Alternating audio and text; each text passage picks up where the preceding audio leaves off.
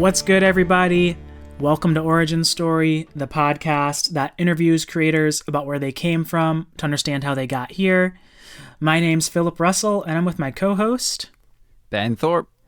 And today we are interviewing Jeff Pianki, a Michigan musician who currently lives in LA. He's somebody that I think has been on the periphery of our lives for so long while we've loved his music, and it was so great to finally sit down and talk with him.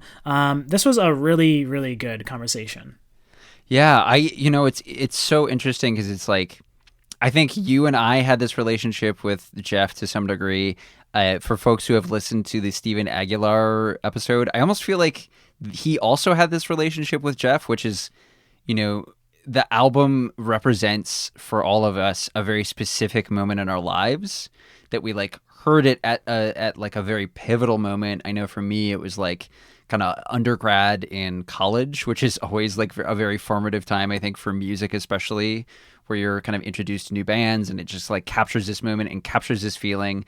And then, what's interesting talking to Jeff is to some degree, I think you hear the pressure of that he was in some ways aware of all the people who had this really intense kind of close relationship to his work and to this album, and felt to some degree, I think, the pressure of that, and felt oh no, the follow-up has to be really good, and led to a lot of anxiety around creation and creating. And obviously, I think was at least part of leading to this gap, this kind of 10-year gap between, that kind of his last album and his most recent one. Yeah, I mean, Jeff has always been somebody who, I discovered him in college when we were at Michigan State from a friend, and, I just loved his music, but he was kind of like somebody who was hard to nail down. And, and then he kind of just disappeared for a really long time. So it was funny, about a year ago, I got to interview him for a online publication, and it was the first interview he'd done in years, if at all. I feel there aren't really many interviews with him, and that was kind of a good chance to get a taste of maybe what he was thinking about his long hiatus, and how he's viewing his music now, because he kind of just dropped this album basically out of nowhere. Nobody was really expecting it to happen. And I think that Jeff, he does a really good job of talking really honestly about the struggles of kind of dealing with notoriety and exposure, and how that can be just as crippling as it is exciting in terms of making art. So I think that was something that I really appreciated hearing in long form from him. Yeah, grappling with that. And I think we should say just again, our relationship and even Steven's relationship, I think, with the music was not unique. When we were doing some of the research for this episode, it's you go to these old YouTube videos, and it's just people oh, I heard this song at X time in my life, and it was so important to me.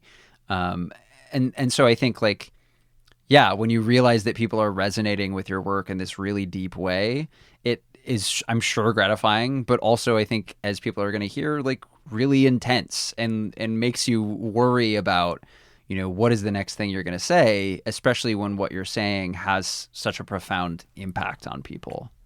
Right. And and I think just this was a really fun conversation to have in relation to the fact that we just interviewed Steven Aguilar of Heat Maps, who produced Jeff's album. So it was really cool to kind of hear both of them talk about each other and how they collaborated with one another. And I'm really excited that we were able to kind of just put these back to back for everybody to listen to. Yeah, 100%. And I think, just so great to hear their relationship and how that has worked through music. And Jeff, just a very thoughtful person. Right. Yeah. So how about we let them hear all about it. You're going to be listening to our interview with Jeff Pianki about his new album, Remember It Now, and everything else related to his creative journey.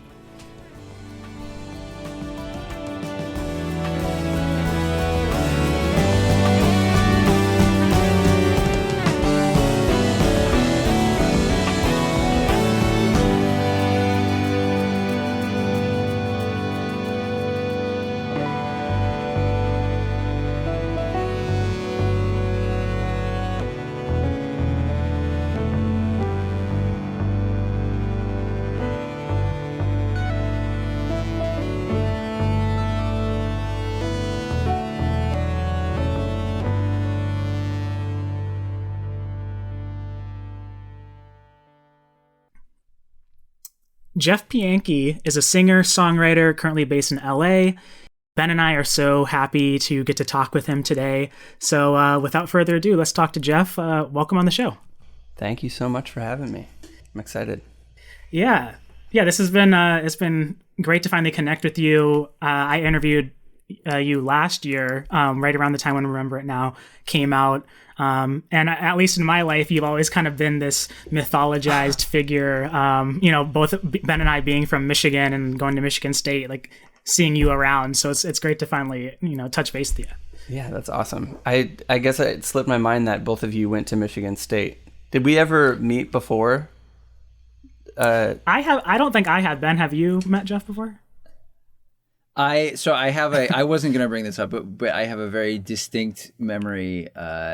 You kind of came to MSU, and I think you were hanging out with my cousins one night, and I got invited to hang out, and I think I like pretty quickly you were like there, and you like maybe played a song, and then I like almost instantly fell asleep on the couch, and then I woke up and you were gone. And like that is the extent of our interaction. Okay, wait a minute. You look really familiar. Who's your cousin? Molly Batchick. Okay, yep, definitely. I remember that too. That's so funny. Yeah, she told me, I was talking to her before we got on air, and she was like, yeah, you got to tell Jeff that I said hello and that I hope he's doing well, and that specifically to say hello to the Boston Terriers. Oh my gosh, yeah. Frida and Diego, the two Boston Terriers that I know very well. Yeah, that was a good fun fact for me to learn because my family is like also really big into Boston Terriers. So I was like, oh shit, we're kindred spirits. That's so funny. Yeah. They're sweet dogs. Well, cool. Well, again, congrats on releasing your album, Remember It Now, last year. I think just to start us off, it might be good just to hear a little bit about what that experience was like, kind of releasing this album after so long, and especially, kind of right at the start of what a lot of us were experiencing with like COVID-19 and things like that. Yeah, I was having a little bit of a internal crisis, I guess. Crisis is a big word for that, about how I wanted to release the record, with everything kind of going the way that it was. And then the day that I released it, I actually was on the phone with Steve from Heat Maps, who helped me produce the record, and was just kind of talking about how I wasn't sure about album art and little small things, album titles and all that stuff. And I showed him what I had, and he was kind of like, you should just release it. And so that day I kind of felt emboldened and just put it on Bandcamp and tried to upload it as quickly as I could to all the other platforms. And it immediately felt so cathartic to just have something new in the world. And Steve and I had been working on this record since probably, it's some of the songs are like 7-8 years old, but we were actively recording since like 2018, 2019. So it just felt so good and cathartic to get everything out into the world, especially during that time. I think we all felt so isolated and disconnected from people, and there's no thing that I can think of that feels more connecting than like sharing the most vulnerable work that you've been pouring your heart into for so long. So it was crazy. Yeah. But also weird to not have like shows afterwards. Yeah, I definitely want to get into like thinking about touring and everything. Like I have a really good friend who you're actually going to be playing some shows with, Stephanie Hoppola, and Stephanie, yeah. It's funny, like thinking about when the album came out last year.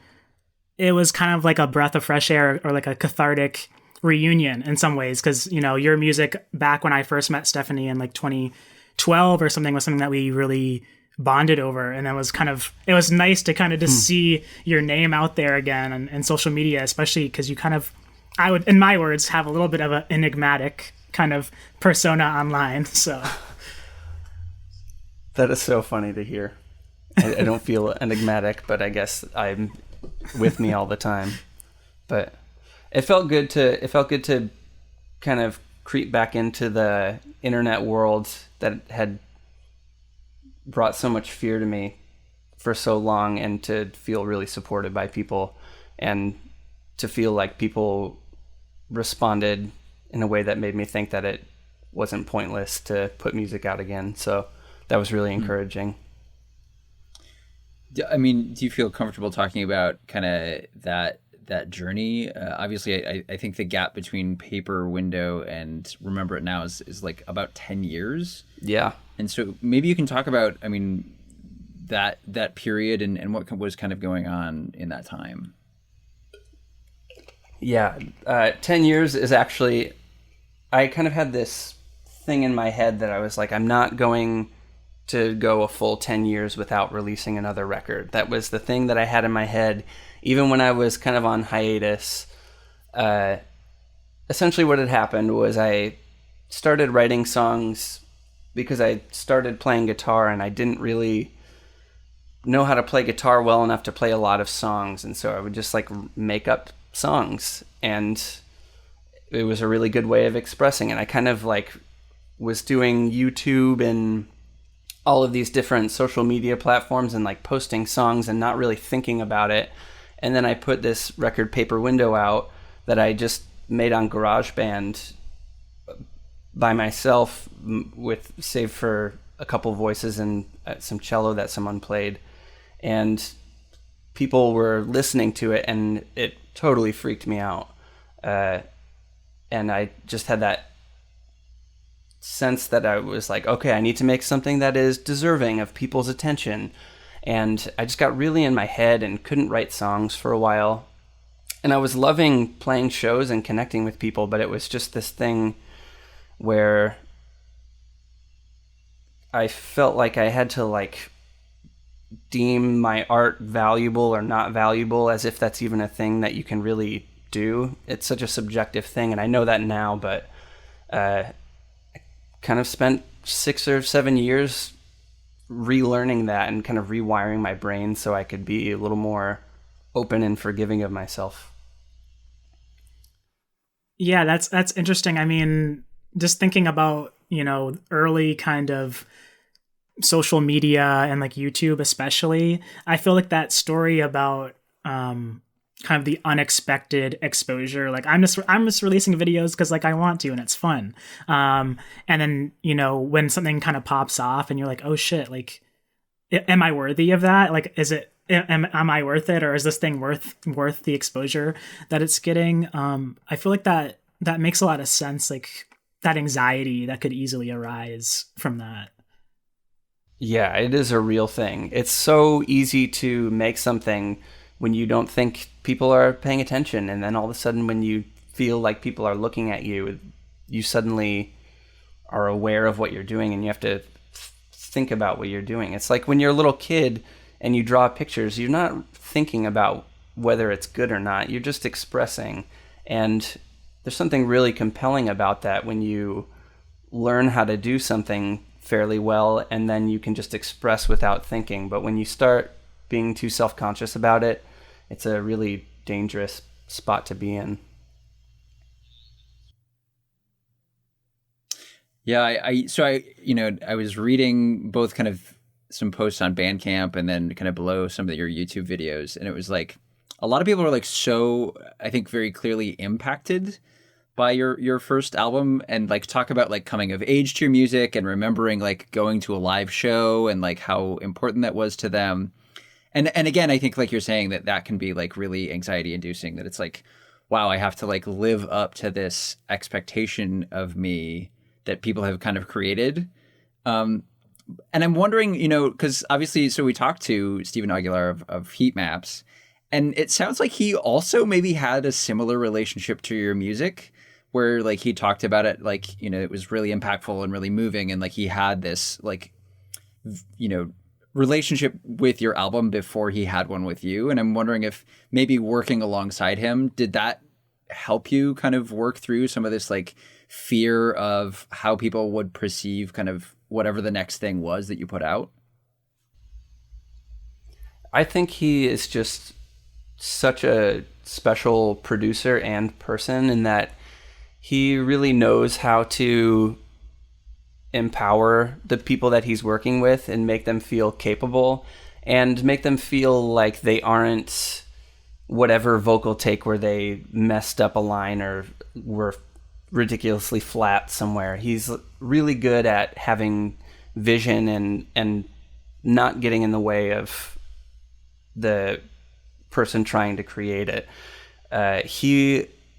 I don't even know how to quantify how much that relationship did for me, and has continued to do for me. Because his catalog, like, he's worked with people that I've been listening to since I was in high school. Like, Damien Jurado is a huge one. He worked on all these songs that I really admired. So the fact that he wanted to spend time working with me, and I really love his songwriting too. So it was just a really healing process. And we were making his record at the same time. And he was kind of similarly going through this gap in releasing music. So it just felt really healing and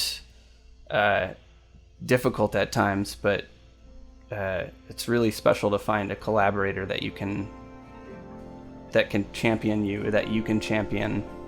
It's a rare thing, and I feel really grateful for it.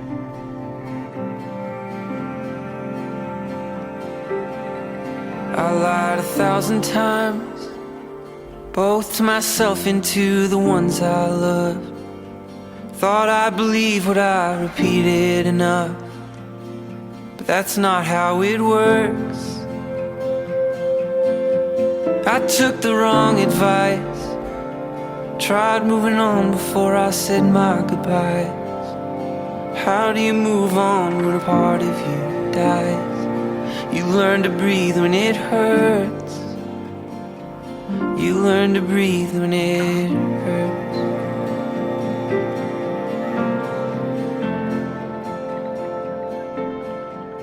Yeah, it's funny listening to Steve talk about his album, Kissing Teeth.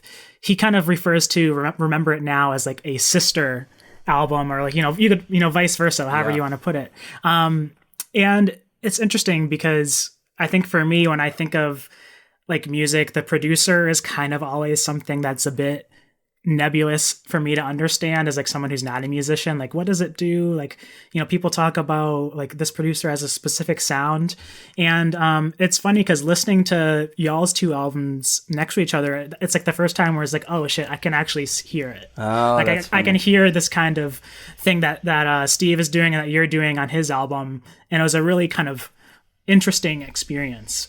Oh, I love that came across. I mean, first of all, it was basically the same band for both. We had Harrison Whitford play guitar on both, and he is just phenomenal. He kills it. James McAllister played drums. So having a great band was really cool, and then we both played and sang on each other's things. But yeah, it was like similar vision. We would always go on these really long walks and talk about music and song structure and just philosophy and how we felt about things, and we would send bounces back and forth.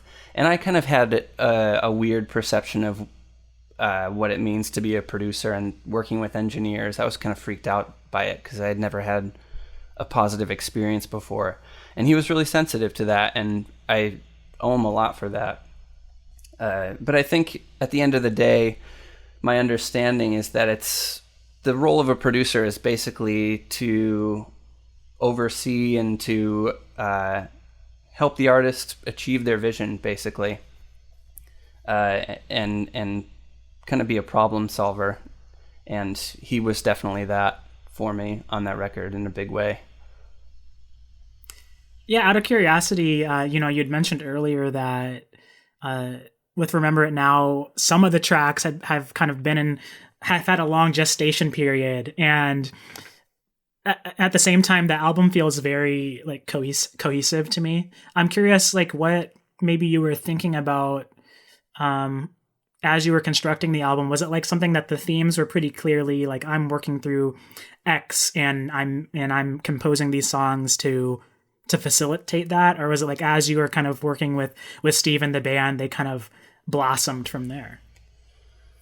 It was kind of outside of recording all of how the songs were formed. I was doing a lot of different things. I was in like a songwriting club with a couple friends that I had met through work. And every Tuesday we had to post a song, and it didn't matter how good it was, and oftentimes they were just totally unlistenable. But I had a couple songs from that were from there, like Song About was from that, Elon was from that, I think a couple others. But I think a big thing that made it cohesive was just the two of us being together, the band kind of being the same. We were talking and thinking about a lot of the same things, and we were really calibrated in that time,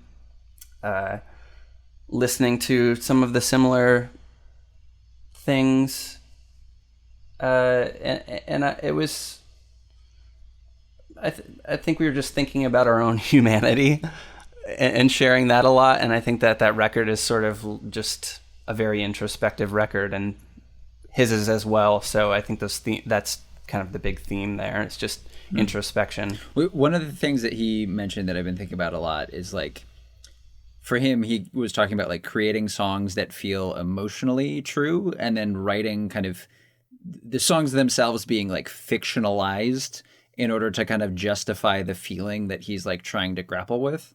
And I'm wondering for you, like, how is your music? Is it largely autobiographical? Is it largely fictional? I mean, like, where is that for you?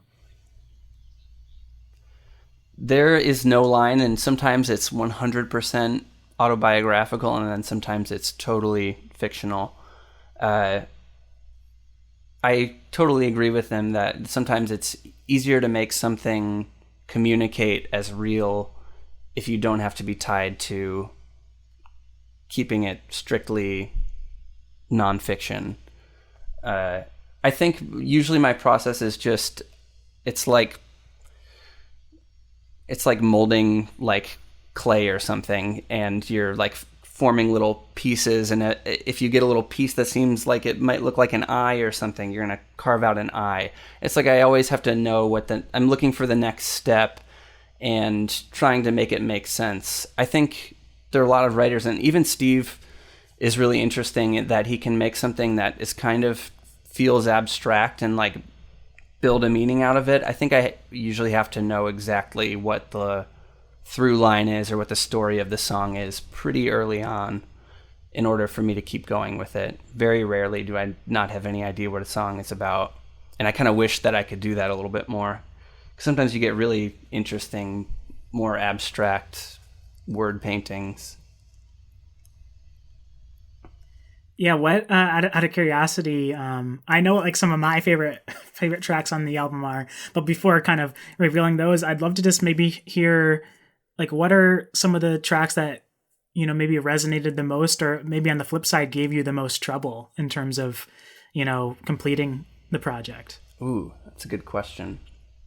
I would say one of the songs that I thought was going to be a lot of trouble that originally wasn't going to be on the record, because I thought it just felt a little bit like goofy and like weirdly 90s or something, was Way to the World. And we were like, let's just record it and see what happens. And it was one of those songs where it was like everything we threw at it was just working for some reason.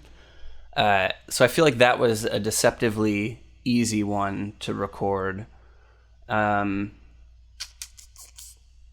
would say maybe the hardest one to put together was Elon. It just like kind of tonally felt hard to tie into everything. And I feel like there are still a couple things that I would change about it, but overall I think that it fits and it feels good. Iris was kind of a tough one to put together, but I'm also pretty happy with that. Yeah, I don't know. I'm actually surprised with how smoothly most of the record came out once we were actually recording it. It was more like writing the record that really felt like a slog. I would say the easiest one to write was probably Song About, surprisingly. That one just like, that's one of those songs that just like writes themselves once you have like a plot device to move everything forward, or like a song device. Yeah, I kind of wanted to get you to see if you feel comfortable kind of talking about, you were talking before about kind of wrestling with like, well, what is my kind of place in music, and like, what does it mean to create? And maybe you can talk about too, kind of moving out to LA and getting an office job, and then like also having these questions, and like how that added to this moment of kind of thinking about like, well, what is my music, and like what is its place in my life, basically. Sure. I think the big lesson was kind of learned through doing a lot of things that I didn't want to do. And it was less this compulsion to make music and think about my place in it so much as eliminating other options, and it ultimately being pretty clear that the thing that I wanted to do was make music, because it's the thing that feels good to me. It's challenging, and it definitely trips me up sometimes, and I have hard days trying to get out of my own head with it, but I love it. And when I love that struggle when I can maintain a peace of mind about it. I think it was more just I had been in a lot of really negative environments, and I was like, why am I putting energy into these jobs and things that I hate? Why don't I just put energy into changing my relationship with something that I really love? And so that was pretty big. Yeah. So, thinking about Song About and then thinking about kind of Weight of the World, I feel like for me, a lot of the themes that jumped out were like, kind of anxiety and depression. And I'm wondering if you feel comfortable talking about how those things kind of shape your music. Yeah. I mean, that's a huge thing. And I definitely feel comfortable talking about it because I think that most of us are dealing with it. And that was kind of a thing that helped me be okay with dealing with it, that it's just something that is part of the human condition, that you're going to overthink things, and it's okay that some days are really challenging. And I'm just trying to get more and more good habits and be kinder to myself, and that took years to be able to do. I started meditating and taking long walks and just practicing things and trying to have the habits of someone who has good habits, and doing it based on like, logically, I know this will work before I necessarily feel it. And I always feel better afterwards. So. Yeah, I felt that the songs on the album do a good job of placing us either, within your head or the character's head in these kind of minute moments. I could be misremembering, but I feel as if there's a moment about like washing dishes or something like that, and there's like a fight or like an argument that happens between the character and their partner, and the character's like ruminating on it. And no, it's just I think that the album and a lot of your music, I don't know if this is intentional, it kind of feels like it is, that a lot of your music seems to grapple with memory and the changing relationship to how we feel about our memories, and whether it be place or objects or people. I'm wondering if that's true, and if you feel like maybe your perspective is changing, because it kind of feels like it is on this album. Yeah, that's very accurate on all fronts. I spent a lot of time in my life thinking about not just like my memory, but how my perception of how I remember things is affecting how I'm doing things now, and ultimately, in a lot of ways, keeping me from being present in the moment.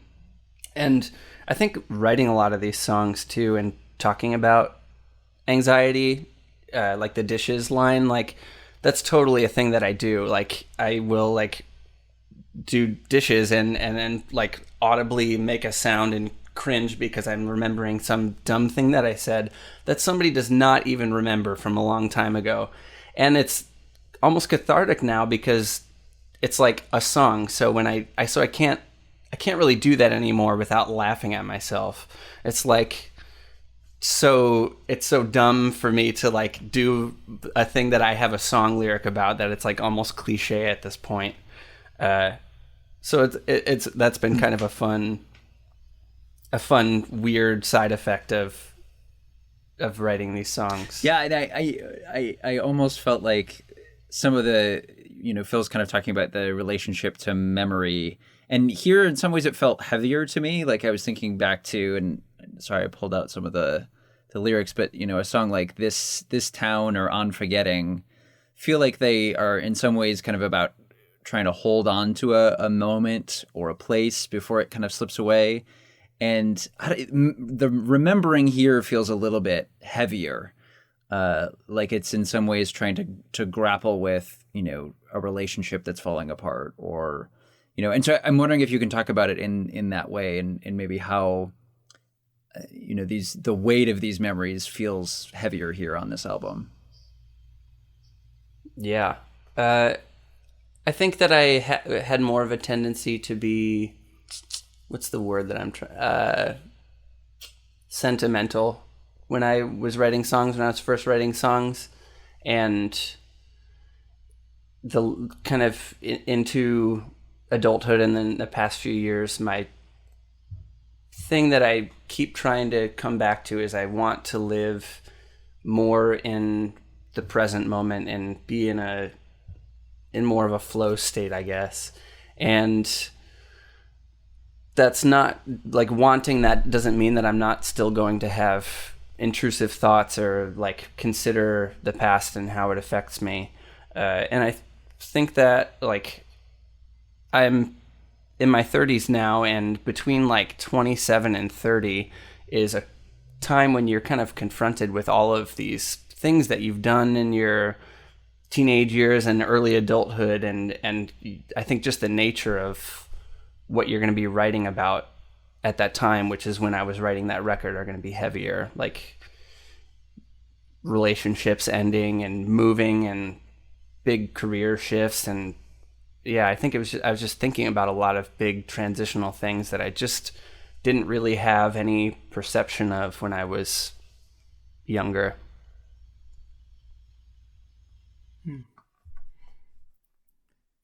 Yeah, I mean, it's sorry, it's just like I feel like a lot of what you've been saying during the interview is really resonating with me right now. I'm just thinking about like work and creation, and like I mainly write nonfiction, so I have a tendency to kind of be in my head and like memories and thinking about that. And I really I appreciate kind of what you're saying about the presentness, while also still finding a way to productively put yourself into memory and do something with it that's not just like navel gazing or something. Totally. I relate to that also. I was just talking with someone about I had a long bout where I couldn't get into fiction, even though I've always loved reading fiction, and I was reading like nonfiction and always thinking about being productive and way in my own head. And only recently I've just been getting back into reading fiction and like kind of being more present in that like not everything has to be centered around like evaluating what's productive and what's not productive all the time. It's a kind of a weird thing too, that like getting lost in the fantasy of fiction can be more make you more present than like reading nonfiction. Almost as if we weren't hanging by a thread. Looking back, I thought that loving you was easy. Looking back into the back of my head, I saw a fire floating out of your eyes. I saw our love before you willed it to die. I saw the water in the river had dried up, but now I know what I didn't know then, that it's a hard love. Hard love, it's a hard love to be in. A hard love.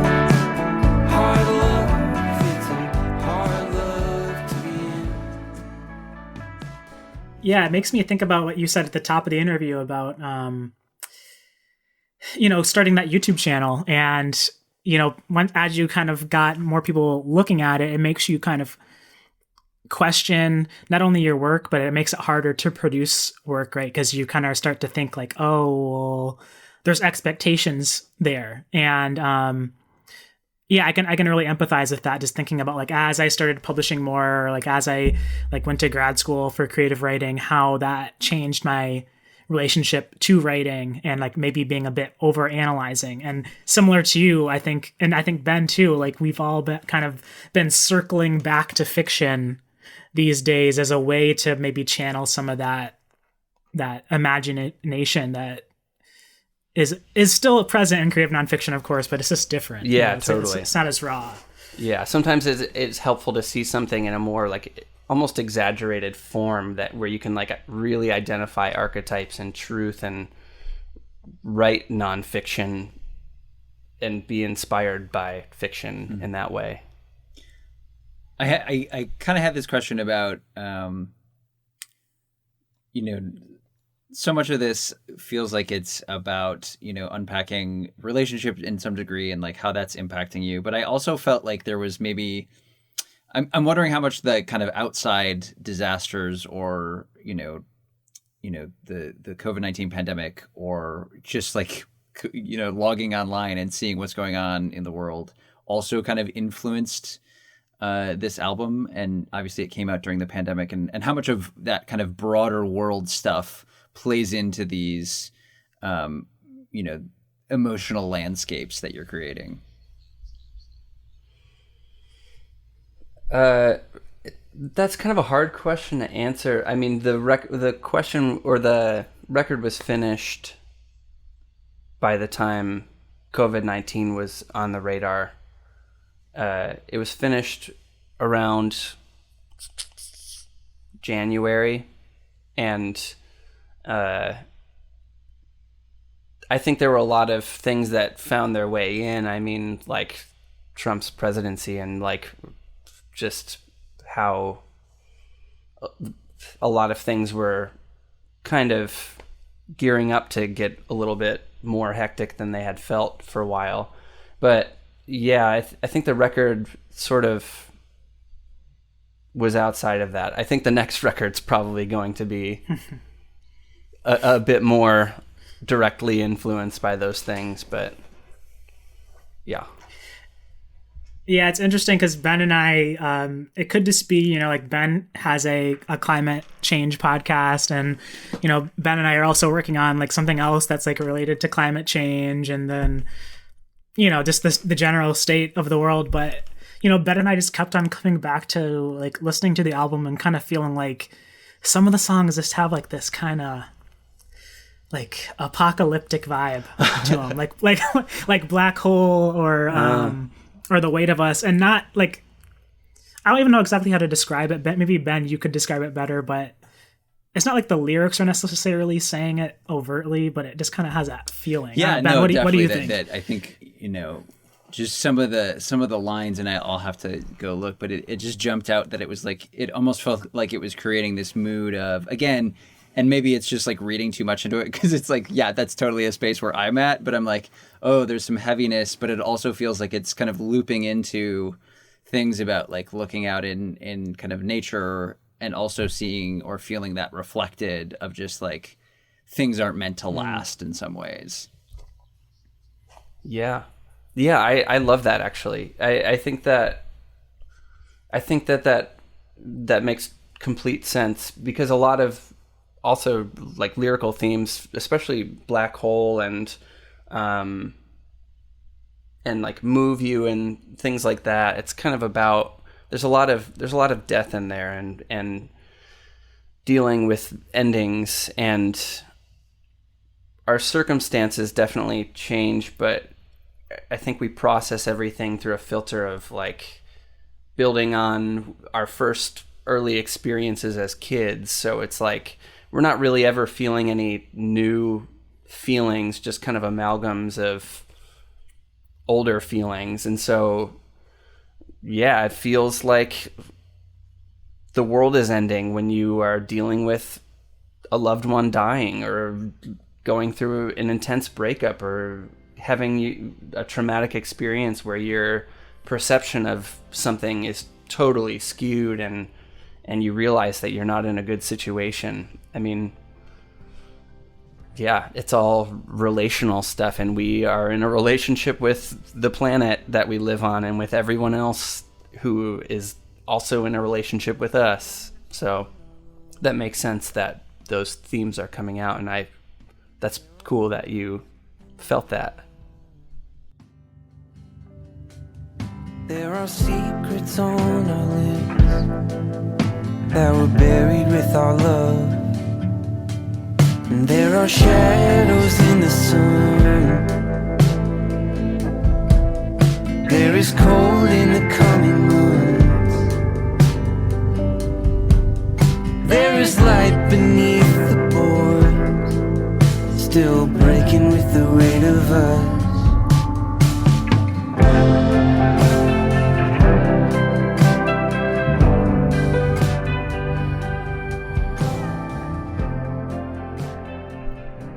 Yeah. I guess just to kind of keep on going towards that, like, you know, home and childhood, and, you know, right now you're getting ready to start touring again. Some of these tracks kind of coming into the fall, and you're doing like some Midwestern shows, or at least that kind of seems like what a lot of them are. I'm curious, like, well, for one, is Michigan somewhere that you've visited often since you've left? And two, like, what does that feel like? Kind of, you're going to be going back and kind of playing songs again, back home.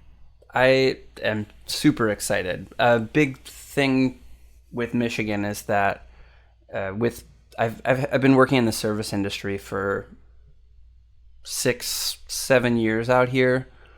And I haven't been able to come home for holidays. I visit like maybe once a year, unfortunately, just because it's so hard to get time off.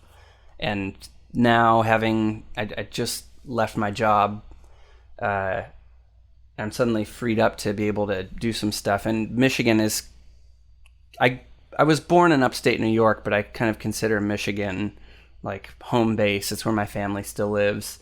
It's where I started playing shows, and Michigan just feels like the right place to play and to get back in the swing of playing shows again. Also, I don't have any agent or management, and so it felt like the obvious choice to talk to people that I had known in Michigan. And I have a good friend named Nate who runs Audio Tree's booking company, and he's just the best, and he's been super helpful with setting these shows up. So that was a big thing as well. I guess, how are you feeling about, like, I don't know, is it a kind of homecoming, and what does that feel like right now? Yeah, definitely feels like a homecoming. I'm super excited. I am also a little bit nervous. Like, I've had weird intrusive thoughts where I'm like, oh, what if this person comes and they like don't have a good time, or I like say something stupid, or I don't know, the thoughts that anybody has who has anxiety. But overall, I'm just so pumped to see people, and it's just exciting. It's so exciting to be playing shows again. I can't even believe that it's actually happening. It's like hard to wrap my mind around it and allow myself to get excited for it, but excited to play with Stephanie and Jessica, who are opening the shows, and to see a lot of old friends who I haven't gotten to see in, some of them, 10 years, like 7 to 10 years. So it's going to be great to see everybody. Yeah, I guess I didn't realize that that you were originally from New York. Did you like kind of live there a long time, or was that, you know, one of those things where you were there for a couple of years and then moved to Michigan? I lived there until I was 11, actually. My mom's family is from Michigan, but I grew up near Albany, and oh, nice. It's a pretty magical place, and this town was sort of a fictionalized version of that place, but actually where I grew up it's like still totally gorgeous. And one time when I was on tour in like 2011, we stopped there like 2 hours out of the way and slept in a Price Chopper parking lot. And it was like one of my most magical experiences on tour. And yeah, Saratoga Springs, New York. It's a beautiful spot.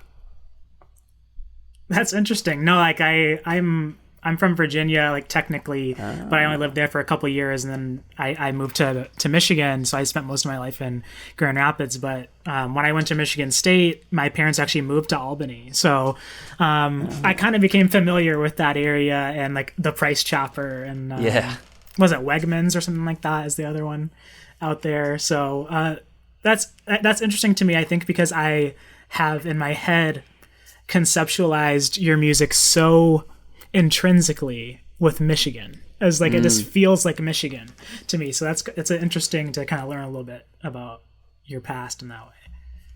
I love that it feels like Michigan to you. It feels like Michigan to me too. Michigan still feels like the place. And even though I love LA, there's like still something like the weather out here is not conducive to like being a pale redheaded guy.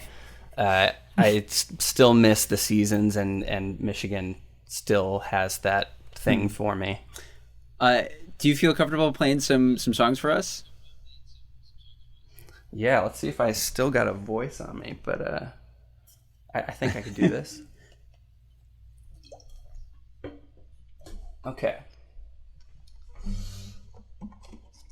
I think I'll play Song About.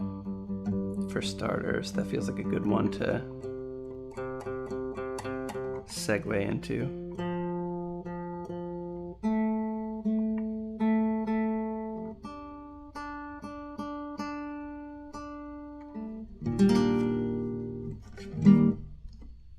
All right.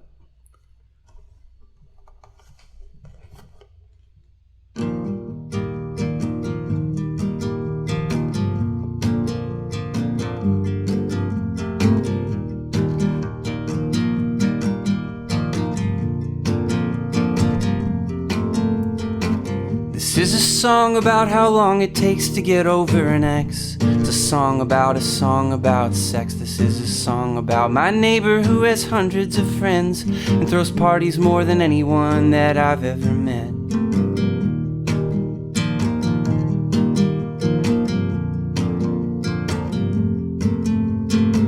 These are some lines about the times I was severely depressed. Kept the same clothes on, I never got out of bed. This is the part about how hard it was to get out of my head. Start letting things out instead of holding them in.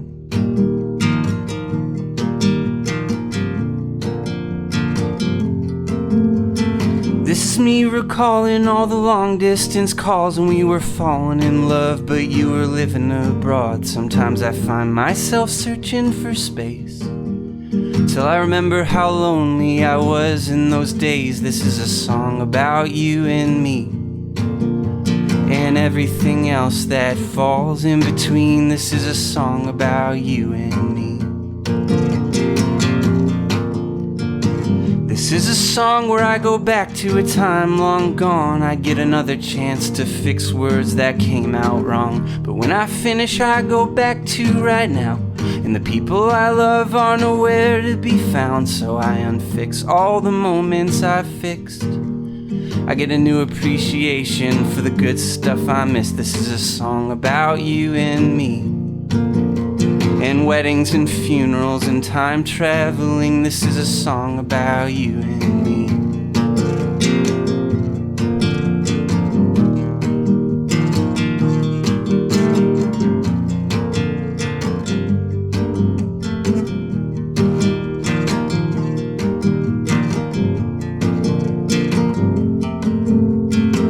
This is a verse about expecting the worst, knowing nothing stays gold, but still knowing your worth. This is a bit about the way that it feels to be lost in the thought that you'll lose something real. This is a song about letting go about letting you down and then losing control, about saying I'm sorry before it's too late, and forgiving your friends and the people you hate. This is a song about you and me, and making the choice to say what you mean, and everything else that falls in between. This is a song about you and me.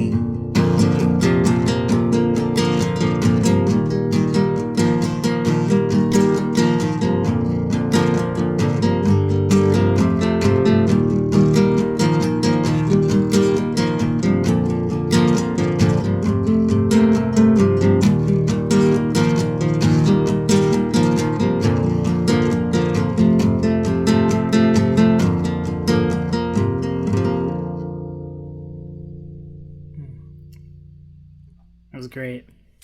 Thank you. Thank you for playing that. Thanks.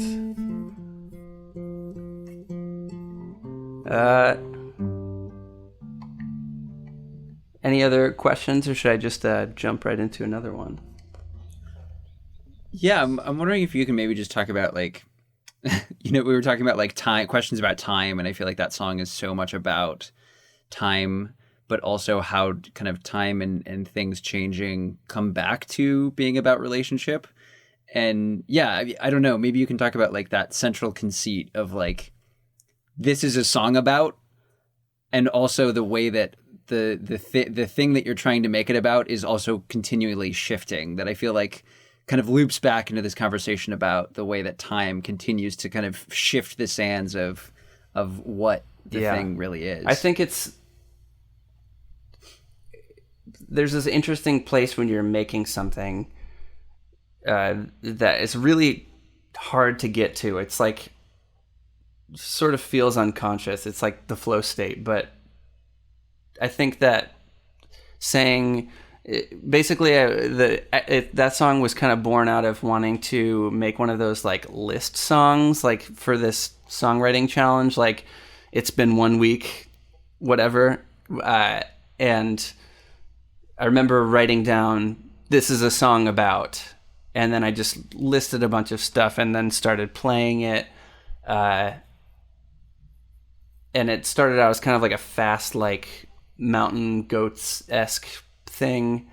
I think that just having that, this is a song about, and not really editing and just, like, saying everything and having that device that kept the song grounded kind of let me go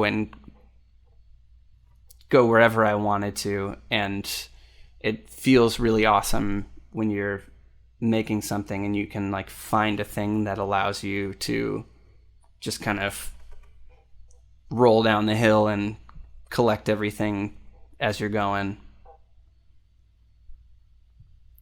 No, I really dig that. I think that kind of ethos about these flashes in time, or these moments in time, is really present in a lot of your music. I'd almost, like, put you in the same realm as, like, some other musicians that I like Andy Schaaf or Matthew Milia. I think both those two do a lot with, narrative type songwriting, but it's very narrative, right? It's very like, here's a full ass story. Like, it could be a short story. Whereas I think that your music does such a good job of really just boiling down, like, these really distinct moments in time. And it was really present on this record, again, just thinking about the washing the dishes moment, or I think another song that just sticks out to me all the time is The Weight of Us. Oh yeah. Just the moments that happen so in that. Yeah. I mean, first of all, huge compliments.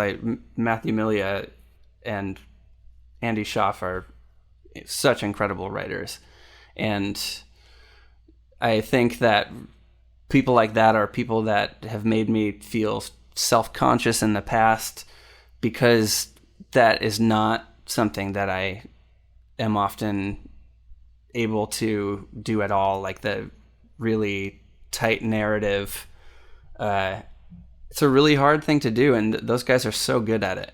But the thing that I am and do have is me and what I like. And I think that a big thing on this record was just kind of being open to, like, if I like it, then somebody else is going to like it, and don't really worry about trying to evaluate whether something is good or not, because that's something I definitely struggle with, is editing things before I even see what they are. So a big thing about this record was just like doing things because I find them compelling, because I like a lot of different weird music, and I also like a lot of like pop music, and I love pop structure, and I love things that are kind of vague sometimes, so I can project my own fantasy onto it, or like make it about me, because we love to do that with art.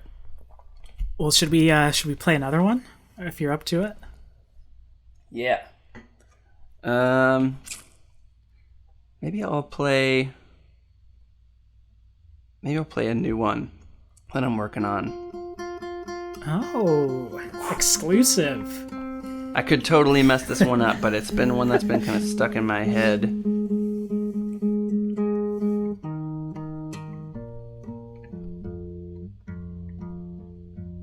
The working title is Keep Your Friends.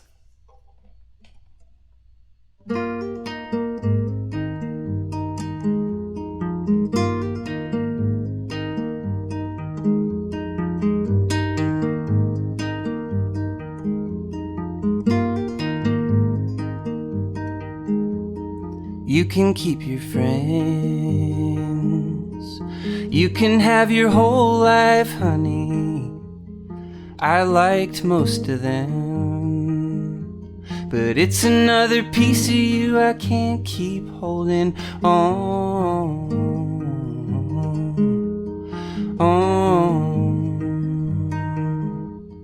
You can keep your bands. I can't listen to half of them without crying. I can't take an interview or I'll need a mile. You can keep your bands. You can keep your friends. You can have your friends. You can have your friends.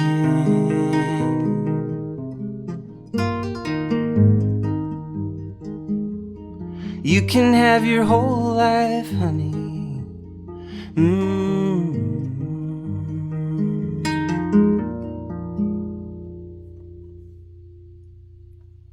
It's a little short one. What? Casual, just bust out like the next James Taylor track. Thank you so much.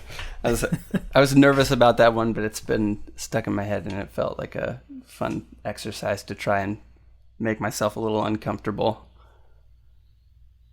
Yeah. Well, do you want to talk a little bit about kind of where that song comes from? It's sort of about that feeling when you see somebody and they're part of kind of, how do I explain this? I was really self-conscious about the line, but I kept coming back to it because I thought that it sounded mean, but it's not mean at all. Like, you can keep your friends and you can keep your bands. But I think it's like that feeling when you go through a breakup or an end of a relationship and you are trying to figure out what things from a person that you want to keep for yourself and what kind of things are just too much and feel like they're part of somebody else's world, and maybe they're best left with that other relationship. And it's like romantic or platonic. Like, there are some bands that I just like can't listen to anymore because they just remind me of like a weird relationship, or like, even if it's been remedied since then, it's that's the basis of it. Yeah, I was thinking about this too, because it's like thinking about the power, we were talking about the power of kind of your first album, but also that I just like more than movies or writing short stories or a lot of things, I think music is just always tied to a moment in your life and tied to like a very specific place. And yeah, that it like can be this like really emotionally cathartic thing to come back to, but also can be like a really powerful, painful thing that a song can root you in a moment where you're like, yeah, I don't really want to go back there. Like, I'm good on that. Yeah, Absolutely. It's a powerful force and can be used in a lot of ways and can have a lot of different effects. And something can have one effect on one person and a totally different effect on another person, which is really interesting and also has been equally devastating and encouraging at different points in my life to when I'm writing things, because I'm like, oh, how's this going to come off? And it's like, now I'm kind of at a point where it's like, some people are going to like this thing and some people are not going to like this thing. And that's great. Yeah. It's also funny that you're thinking about like, is a line too mean? Which I don't know. That's an interesting thing to think about, especially when it's like, I think so many people would just be like, well, this is a true thing that I feel, therefore it's okay to say. But I like that you're like, but does this cross the line? Is this just like a little bit too hurtful or, glib about how another person might perceive it? Yeah, and it's also one of those things where it's like, being a songwriter is really fun because it can be fiction or fact, and you can kind of blend it, and people aren't always paying attention to exactly what you're saying, and you can get away with a lot of things. But also, like, that song is not about an ex that I have had, but also I'm like, is an ex that I've had going to think that this is about them? And like, it's like just weird things like that. Like, I'm still a person that exists in the world and gets self-conscious about those things, but like, I feel like it's more about that than like, are people going to hear this and like think that I'm a dick? Okay. Because I that's like, I don't think that I'm trying to be a dick. So I don't know. No, that makes a lot of sense. I mean, it just makes me think about, I mean, I'm not a musician, but just thinking about my friends who are, like, I imagine it's a really strange kind of place to be in when you create something like music, because, people can draw so many of their own conclusions with it. And I think especially when you're navigating like your friend groups and you're dealing with music, I bet it's incredibly easy to kind of worry about that. Like, oh, is so-and-so going to think that I'm talking about them? Because they could kind of see themselves in this part, regardless of whether it was. Yeah, totally. So that makes a lot of sense. Yeah, it's a big struggle to be a creative person. It's so funny because I think that we're all doing it constantly. We're like, is this about me? Am I doing this thing that's making them upset? Like, we're all so passive aggressive about like the things that we're creating all the time or something. I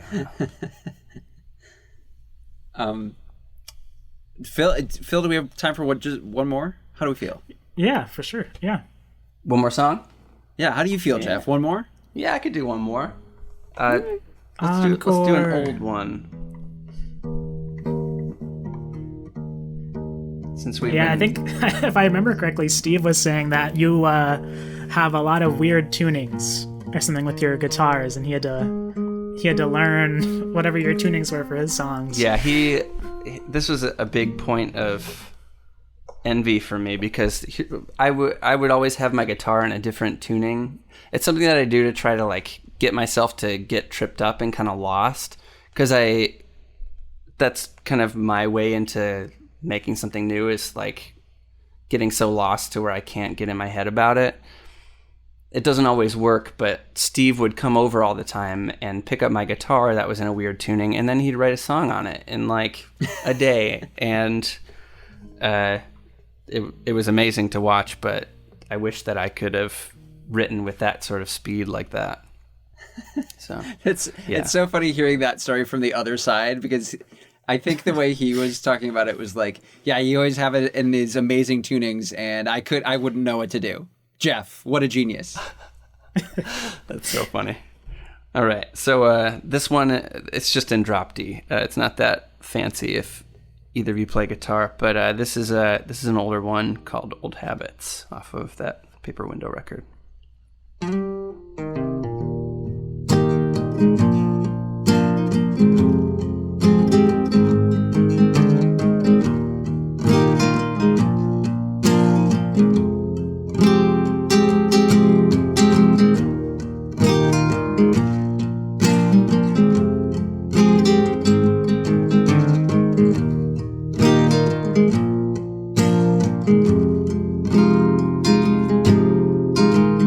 4 days in a call that didn't come through.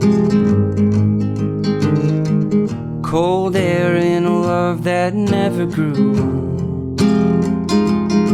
So why'd you keep him around? Why'd you keep him around? Just stumbling in the dark, dear. Just stumbling in the dark.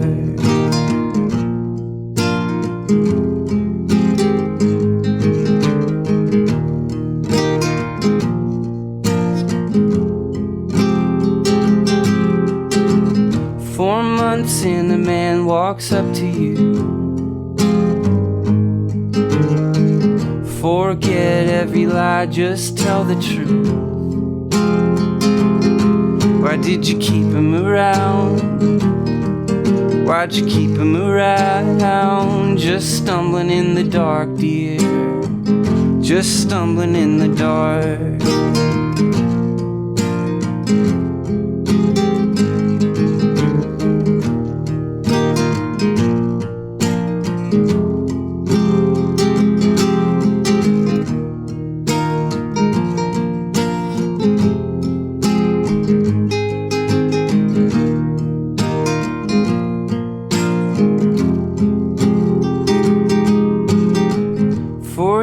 And a new man falls for you.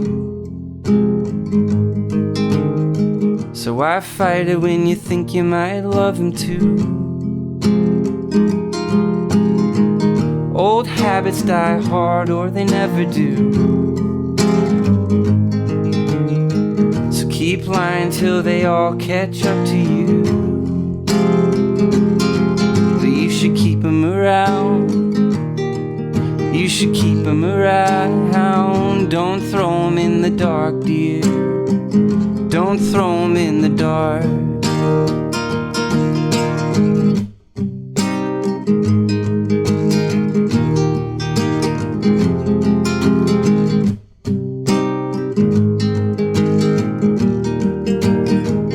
Don't throw him in the dark, dear. Don't throw him in the dark.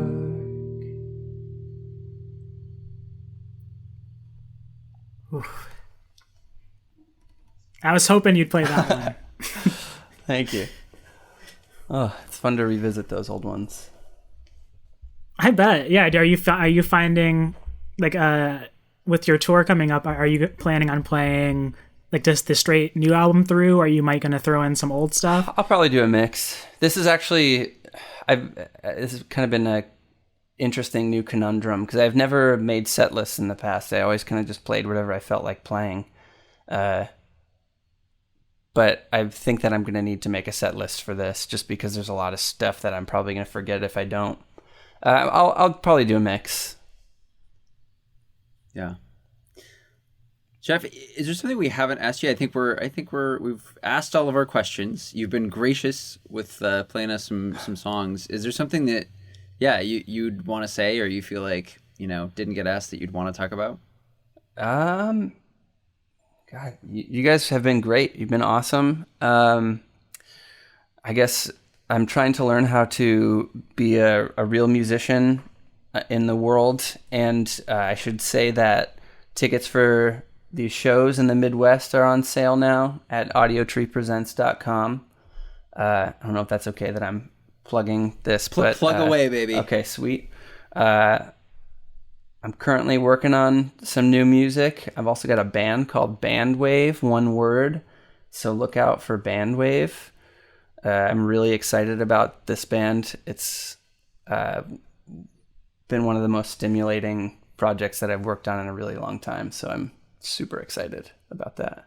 But you guys have been great. Thank you so much for having me on. Yeah, thanks so much for talking to us. Yeah, this has been great. It's been great to meet you finally and to talk and learn a little bit more about your past and present and future. And it sounds like you're gonna have to come back on with your band for Bandwave and whenever that music comes out. So I would love that. Awesome. Thanks so much, guys. All right. Thank you.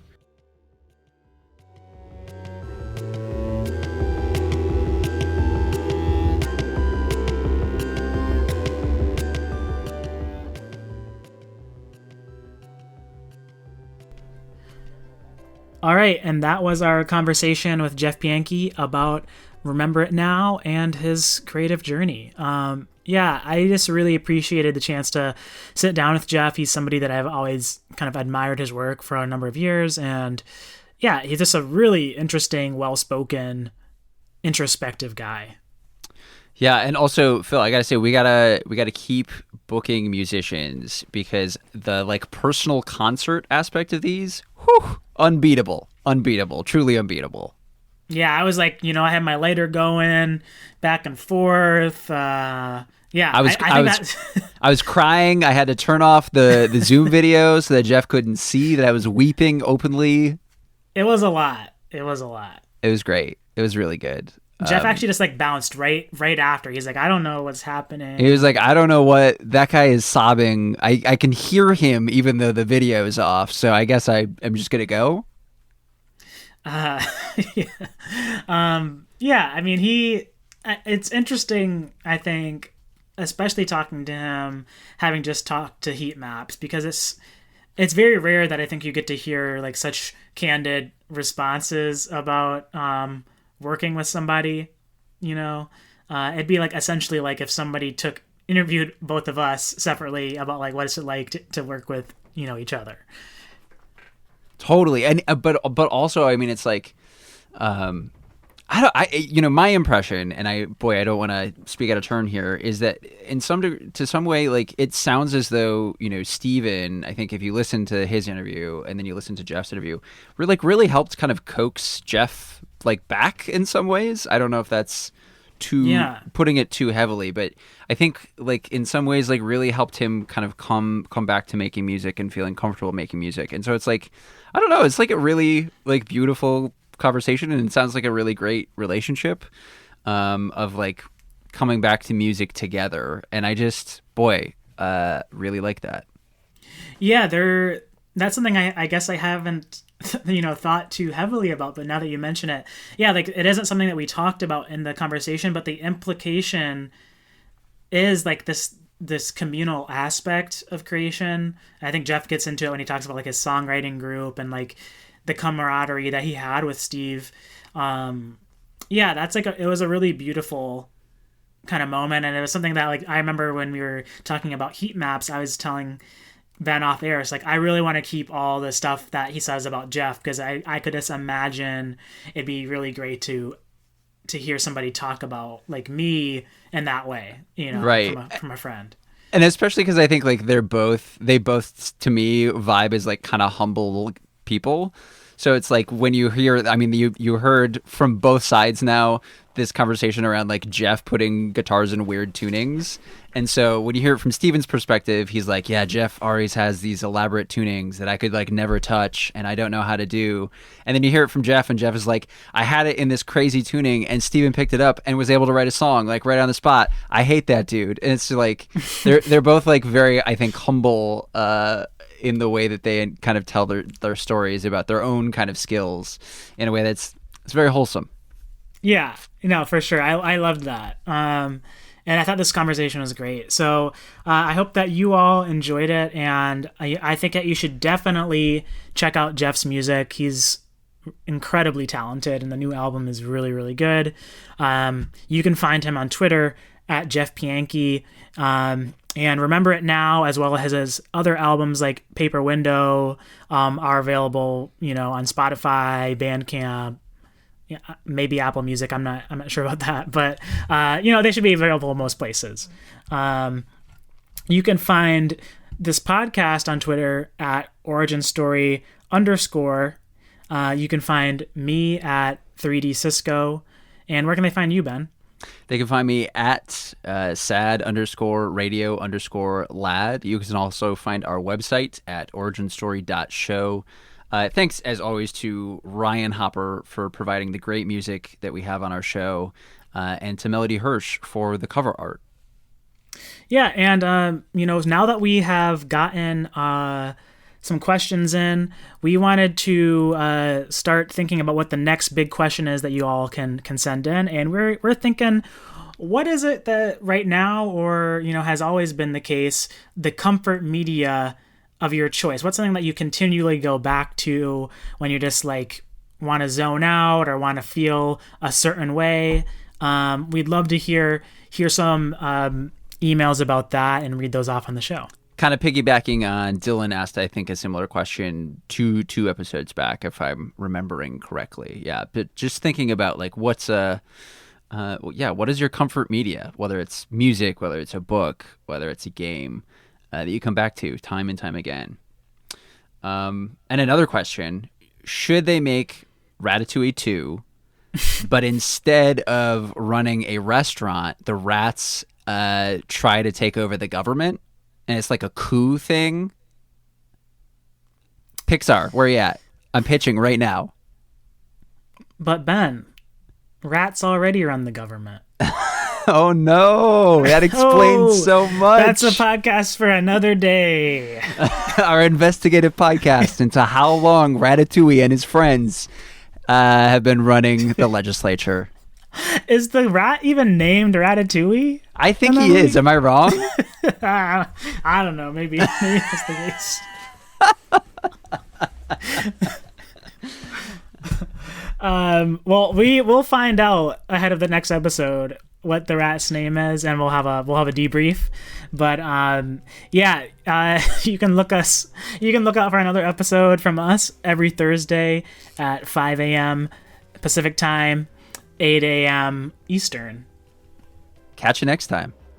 Peace.